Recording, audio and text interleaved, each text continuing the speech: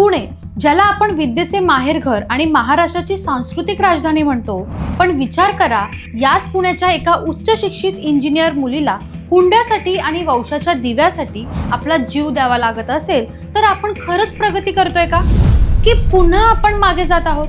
24 जानेवारी 2026 रोजी 27 वर्षाच्या दीप्ती मगरने सासरच्या छळाला कंटाळून आत्महत्या केली आहे. पण ही फक्त एक आत्महत्या आहे की आपल्या समाजातील खोलवर रुजलेल्या विकृतीचा बळी?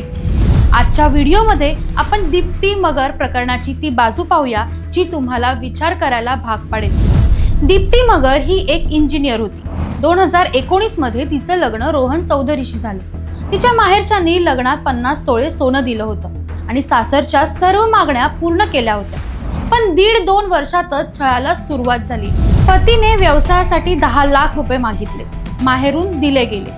त्यानंतर पतीने गाडीसाठी 25 लाख रुपये रोख मागितले, तेही दिले गेले. म्हणजेच एकूण 35 लाख रुपये रोख आणि 50 तोळे सोनं दिल्यावरही सासरची भूक भागली नाहीये. खरा धक्कादायक प्रकार हुंड्यापेक्षाही भयानक आहे. सासरच्या मंडळींना वंशाचा दिवा हवा होता.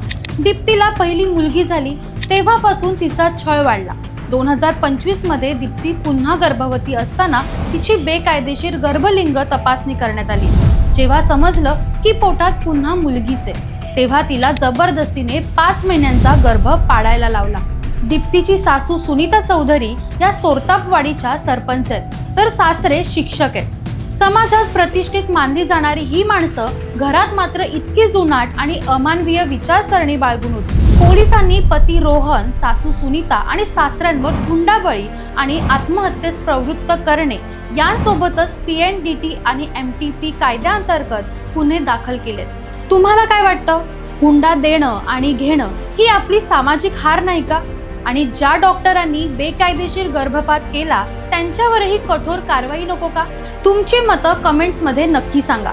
हा व्हिडिओ जास्तीत जास्त लोकांपर्यंत पोहोचवा, जेणेकरून कोणत्याही दीप्तीला पुन्हा असं टोकाचं पाऊल उचलावं लागणार नाही. सावधान राहा आणि आपल्या आसपासच्या महिलांचा सन्मान करा.